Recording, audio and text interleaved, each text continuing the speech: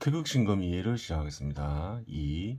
이상이 선천적인 질서에 의해서 필연적인 결과인지 여부를 판단한다. 여기서 외부적 원인과 내부적 원인을 살핀다 라는 문장을 살펴보겠습니다. 선천적인 모든 것은 절대자의 마음에서 드러난 것일 따름입니다. 그래요. 절대자의 마음은 세상을 이루죠. 절대적 개념들이 절대적 구조 속에서 조건이 형성되면 드러나 작용을 일으키며 그에 따라 반드시 변하는 대상이 발생합니다. 성리작용이 일어나면 그래요. 변화가 일어나죠. 창조와 파멸이 일어나면서.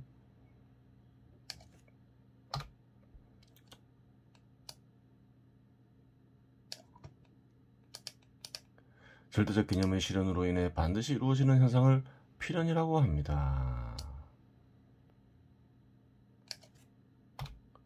그래요.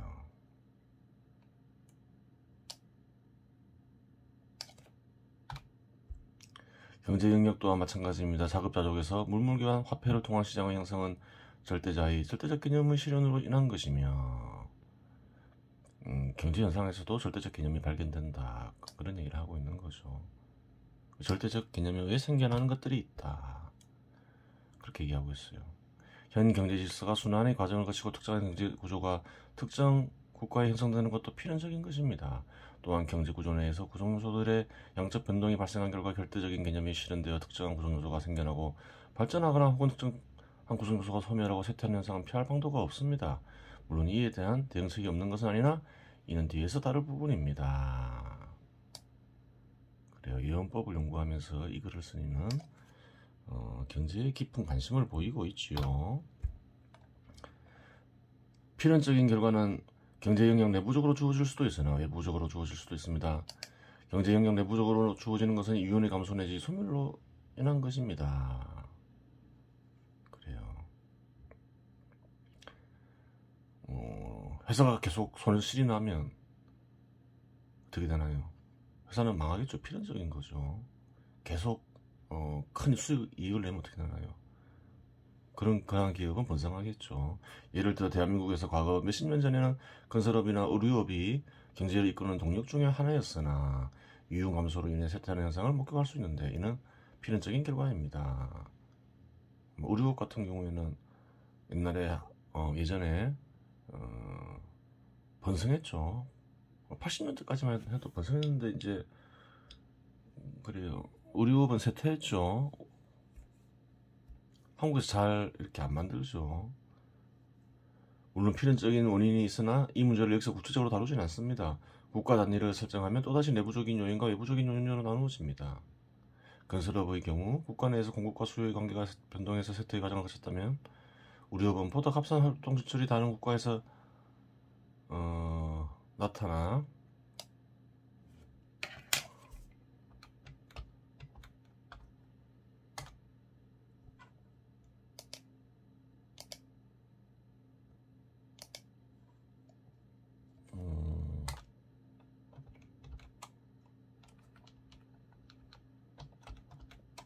생산 및 유통에 참여함으로써 쇠퇴하는 필연적인 결과를 낳은 것입니다. 혹은 상대적으로 대한민국, 한국 노동력이 비싸짐으로써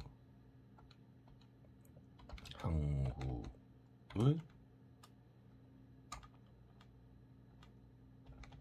활동 지출이 맞죠. 노동력을 사고 판다 이러는데 그건 잘못된 말이죠. 노동할 수 있는 능력이 인간에게 있죠. 그래요. 그러한 것을 팔 수는 없죠. 팔면 어떻게 되나요? 사라져야 되잖아요. 사라지지 않잖아요. 다른 걸 거래하고 있는 거죠. 즉 어떤 인간이 가지고 있는 어떤 노동력, 그것을 어떤 기업과 거래했다, 팔았다. 그렇다 해서 그 인간이 가진 노동력이 사라지는 게 아니잖아요. 다른 걸 거래하고 있는 거예요. 적어놨죠. 활동시 지출이라고. 그래요. 여기서 표가 나오죠. 한국, 중국, 인도, 인도네시아, 베트남 이런 여러 나라들, 주로 아시아 국가들이죠. 아시아 국가들이 그리고 1인당 국민 총소득의 변화를 2016년까지 그래요. 표시해 놨어요. 2017년에 쓴 글이라고 했죠. 또 그 사이 또 많이 변했겠죠. 1인당 국민 총소득은 국가에서 1년간 창출한 가치를 전체 인구로 나눈 값인데 이 값을 구하는 과정이 올바른지에 대해 검토하지 않으므로 오차의 발생은 불가피합니다. 영법부에서 가구별 실질 소득이 월 420만 원이라고 하였는데 그렇죠. 계산의 편을 위해 한 가구는 3인으로 구성되며 1인이 경제활동에 참여하는 것으로 가정하겠습니다. 그리고 2016년 환율을 1달러 1200원이라고 가정하겠습니다. 이러한 가정을 하는 이유는 원하는 자료를 구하기가 힘들면 여기서 다루는 것은 예언법을 만드는 방식을 원하는 것이기에 반드시 정확한 자료를 이용할 필요는 없기 때문입니다. 2016년 1인당 국민총소득은 27,561달러인데 3인 가구를 기준으로 하였으므로 한 명의 소득은 82,683달러가 됩니다. 그렇죠. 1인당 국민총소득인 27,561달러이니까 3인 가구로 하면 82,683달러가 되죠. 27,561달러 곱하기 3. 여기서 환율을 고려하면 1인당 국민총소득은 그래요. 어떻게 되나요? 9,955만 1,300원이 되죠. 근데 그래요. 하지만 이 소득 모두가 개인의 소득으로 개인의 가구의 소득으로 분배되지는 않습니다. 그렇죠. 국가 전체적으로 상출되는 가치 일부는 무엇을 구성하나요? 작업수단과 유흥을 구성하여 화폐 형태로 비축되거나 투자에 이용됩니다. 그러면 어느 정도 소득에 분배되는지 간단히 고찰해 보도록 하겠습니다. 그런 거에 대해서 생각해 볼 필요가 있어요. 개인이건 어떤 집단이건 국가이건 사람들은 얼마만큼 일을 해야 될까요? 우선 생존할 수 있을 만큼 일을 해야 되겠죠. 그게 국가 단위든 개인 단위든 기업 단위든 그래요. 사회 집단을 구성하는 구성원들이 먹고 살 만큼 우선 일을 해야 돼요. 근데 그게 다가 아니라는 거예요. 인간은 맨몸으로 일하지 않죠. 그래요. 작업 수단을 가지고 있죠. 도구를 가지고 일을 하죠. 작업 수단이 있죠. 작업 도구. 작업 도구를 고장난 게 있으면 고쳐야 되고, 망가졌으면 새로 사야 되고, 새로 만들어야, 시장이 없으면 새로 만들어야 되겠죠. 또 좀 더 손쉽게 일하기 위해서는 작업 수단을 또 개선시킬 만큼 또 일을 해야 되는 거예요. 좀 더 잘 살고 싶으면. 그래요. 하고자 하는 말은 가치는 얼마만큼 가치를 생산할 만큼 일을 해야 되냐. 앞에서 언급한 것들 그래요. 그것들을 작업수단을 보충할 만큼 일을 해야 되고 또 생존할 만큼 일을 해야 되는 거죠. 그래요. 또 뭐가 있나요? 얼마만큼 일을 해야 될까요? 미래가 좀 불안하다 싶으면 대비할 수도 있겠죠. 대비하기 위해서는 또 대비할 만큼 일을 해야 되잖아요. 그래요. 생산된 일정 기간 생산된 모든 가치가 혹은 모든 소득이 개인이나 가구의 소비에만 분배될 수가 없는 거예요. 기본적으로 다 마찬가지겠죠. 개인이건 집단이건 가구건. 한 가구에 1인이 버는 소득이 월 420만 원이므로 연 5,088만 원이 됩니다. 따라서 전체 가치에서 소득이 차지하는 비율은 55.94%가 됩니다. 첨가 가치라는 건 빼야 되겠죠. 전체 가치겠죠. 그래요. 국민총소득은 전체 가치죠. 전체 가치에서 55.94%가 그래요. 사회 구성원들에게 분배되고 있다. 그렇게 볼 수 있는 거죠. 이 비율을 다른 나라에도 동일하게 적용한다면 다른 나라의 1인당 평균 소득도 구할 수 있습니다. 물론 모든 나라의 비율이 동일할 수는 없으며 이러한 비율에 대한 연구는 가치를 탐구하는 데 있어서 중요한 문제이지만 여기서 고찰하는 것은 가치가 아니라 활동 지출 가격이 가산에 미치는 영향이므로 동일하게 가정하더라도 분석에 문제가 발생하지 않습니다. 그래요.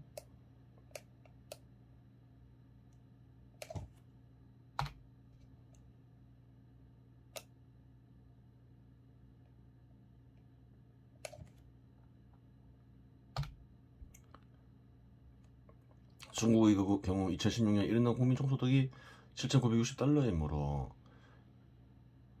3인 기준으로 할 경우 23,880달러가 되고 환율을 적용하면 2,626만 8천원이 됩니다. 이 중 55.94%가 소득으로 지출된다면 1,469만 4,319원이 됩니다. 동일한 방식으로 다른 국가들이 적용하면 인도는 307만 9,161원이 되고 인도네시아는 636만 6,923원이 되고 베트남은 372만 5,268원이 됩니다. 따라서 상품을 생산하고 판매하는 조건이 동일하다면 활동 지출 가격이 싼 곳에서 투자하는 것이 유리한 관계로 활동 지출이 비싼 곳에서 자본의 쇠퇴는 불가피하기 때문에 판매를 하거나 이동을 하게 됩니다. 그렇죠.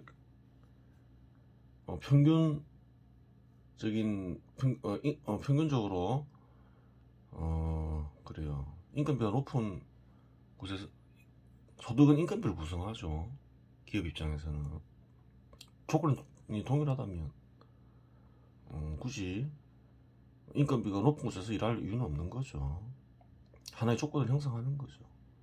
따라서 상품을 생산하고 판매하는 조건이 동일하다면 활동 지출의 가격이 싼 곳에서 투자하는 것이 유리한 관계로 활동 지출이 비싼 곳에서의 자본의 세태는 불가피하기 때문에 판매를 하게 되거나 이동을 하게 됩니다. 대한민국의 경우 1980년도만 하더라도 1인당 국민 총소득은 1686달러였고 1985년 2400달러, 1990년 6505달러였습니다. 이로 볼 때 경제가 양적 질적 성장 및 즉 발전을 하게 되면 가치 간직된 분할률로 인해 개인별 소득은 증가한다는 사실을 알 수 있으며 이는 자본의 생산 유지 조건을 변화시킨다는 사실을 알 수 있습니다. 그렇죠.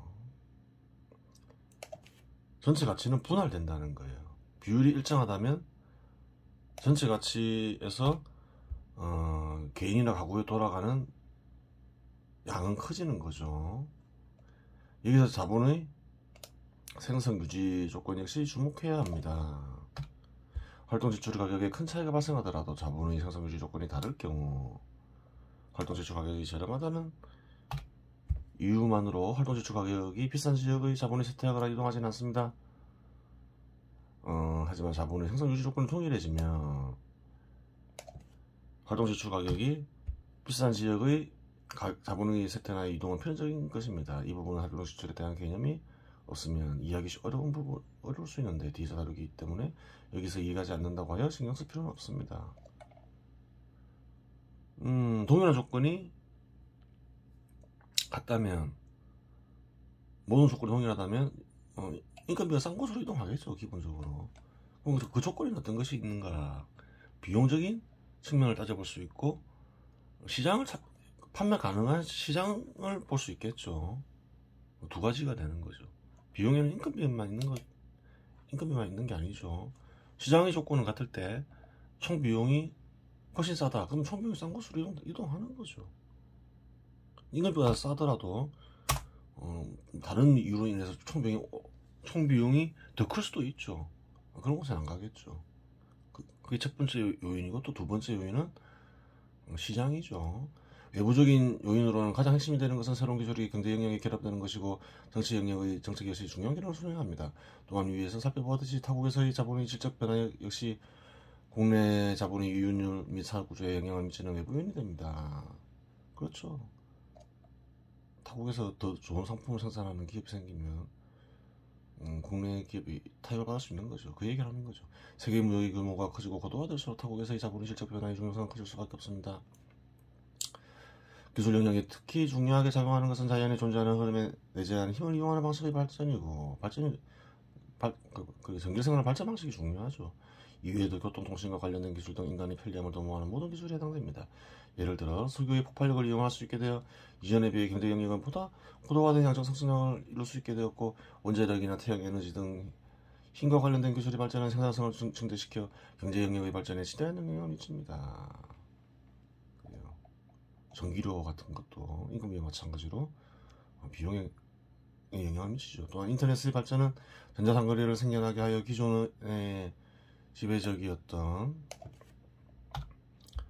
대면 시장의 매출을 잠식하여 쇠퇴시키고, 또한 스마트폰의 등장은 기존의 핸드폰 시장을 쇠퇴시킵니다. 또한 향후에는 전기차가 자동차 시장에 보편화되면 기존 자동차 시장으로 인해 이윤을 발생시키는 주유소 같은 사업은 쇠퇴할 수밖에 없는 것이죠. 정부의 정책 역시 경쟁 영역에 큰 영향을 미칩니다. 대표적인 것인 1973년 한국에서 박정희 대통령이 시행한 중화공업 정책입니다. 국가의 정책 역시 외부적 요인으로 굉장히 중요하죠. 가장 중요한 건 어떤 제도를 갖추느냐, 그것이겠죠. 정치 영역의 정책 역시 경제 영역에 영향을 미치는 외부적 요인을 말할 수 있습니다. 정치 영역의 법령 역시 영향을 미칩니다. 제도와 관련된 거죠. 대표적인 정책으로 부동산 가격이 오를 때 흔히 나오는 규제나 부동산 가격이 오르지 않을 때 나오는 규제 완화 같은 것도 외부적 요인으로 볼 수 있습니다. 그래요. 정책이 변했을 땐 법 이런 것들은 다 외부적 요인이죠. 그래요. 태열 검화 정지를 좀 살펴보도록 하겠습니다. 같이 보기로 한 거죠. 여기서부터 하면 되죠. 저번 시간에 태열에 대해 살펴보았죠. 책 제목이 태열 검화 정지죠. 검화를 살펴보겠죠. 검화 즉 광야, 황금꽃은 빛이다, 이렇게 얘기하고 있죠. 황금꽃도 그렇고 빛도 그렇고 앞에서 다 상징적인 표현이라 했죠. 진짜 황금꽃을 얘기하고 진짜 빛을 얘기하는 건 아니죠. 광시하세, 빛은 무슨 색인가? 치상금화, 황금꽃이라는 모양을 취할 따릅니다. 말이 안 되죠. 빛은 무슨 색이냐 하면 검정색이다, 뭐 빨간색이다, 파란색이다, 노란색이다, 이렇게 얘기해야 되는데 황금꽃은 모양이잖아요. 그 숨겨진 뜻을 찾아야 되는 거예요. 뜻을 감추고 있는 거죠. 역비일광자, 또한 여기에는 한 가지 빛이라는 뜻이 숨겨져 있다. 즉 금화에는 한 가지 빛이라는 뜻이 숨겨져 있다. 숨겨져 있어 제네시 선천태을 지진기. 그래요. 원래부터 있는 선천은 원래부터 있는 걸로 번역할 수 있죠. 태을, 위없는 존재라고 했죠. 위없는 존재의 참된 기가 있다. 여기서 기는 뭐라고 번역할 수 있나요? 흔적으로 풀이할 수 있겠죠. 금화에는 하나의 빛이라는 뜻이 숨겨져 있는데, 그래요. 원래부터 위없는 존재의 참된 흔적이 있다, 이렇게 되는 거예요. 다 풀이해야 되겠죠. 참 뜻을 찾아야 되겠죠. 뒤에 적어놨죠. 수양 연미지 일미자 차야. 차야.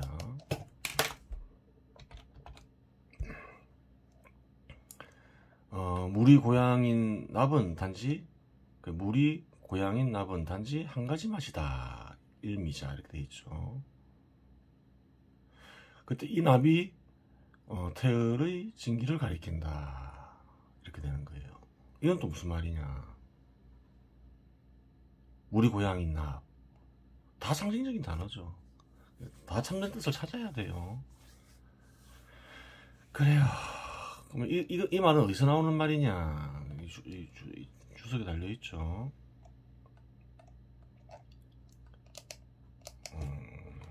입약경에 나오는 말이에요. 입약경에 나오는 말인데, 입약경은 당나라 시절 최이범이 지은 수련법이다. 이게 나와있죠. 입학경. 다행히 입학경이 나와있어서 확인이 가능해요. 이것은 성과명이요. 신과 기가 아니면 수양의 연은 다만 일미로다. 물이 고향인 연, 납은 다만 한 가지 맛이로다. 다 상징적인 단어죠. 그래서 참뜻을 모르고 상징적인 단어에 감추어진 참뜻을 모르면 100번, 1000번 읽어도 무의미해요. 태을금화종지 서문이라 볼 수 있죠. 서문에서 뭐라 했나요? 평생에 이와 같은 뜻을 듣기란 거의 불가능하며 큰 기연이라고 했죠. 듣고 점수받은 이는 깨달음을 얻어 깨달음을 구체화하고 보다 큰 깨달음을 얻기 위해 노력하게 되며 진리를 탐구하고 전파하는 모임에도 참여하게 된다 이렇게 했는데 꼭 그렇지 않아요. 왜 그런가요?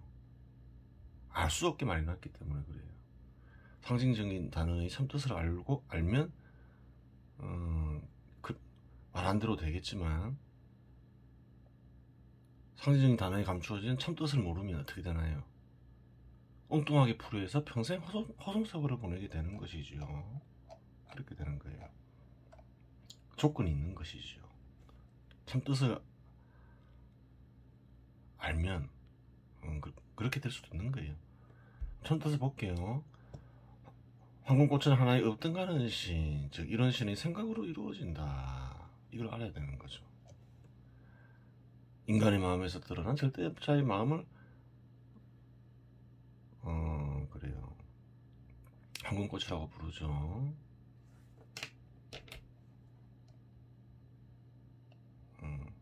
그래요. 좀 더 구체적으로 적으면 인간의 마음에서 드러난 하나의 어떤가는 신, 즉 이런 신의 생각으로 이루어진다. 이런 신의 생각, 즉 이런 신의 뜻에 색깔이나 모양이 있겠는가? 전혀 문제가 없죠. 색깔이 무엇인가 이래놓고 모양을 얘기하면 이상하잖아요. 근데 황금꽃을 그래요. 이런 식의 생각으로 이루어진 절대자의 마음, 절대자의 마음이 무슨 모양이겠는가, 또 무슨 색깔이겠는가, 이렇게 말하면 아무런 이상이 안 생기잖아요. 실제로 이런 뜻으로 얘기를 했겠죠.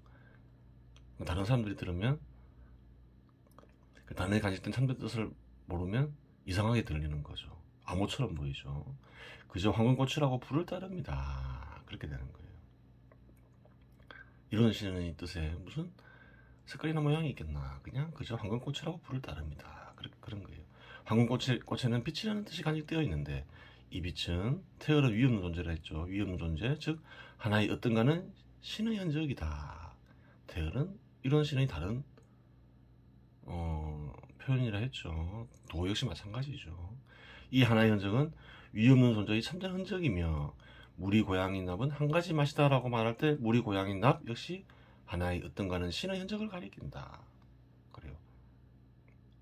이런 신을 도라고 부르기도 하고 테르라고 부르기도 하듯이 하나의 어떤가는 신의 흔적을 물이 고향인 납이라고도 하고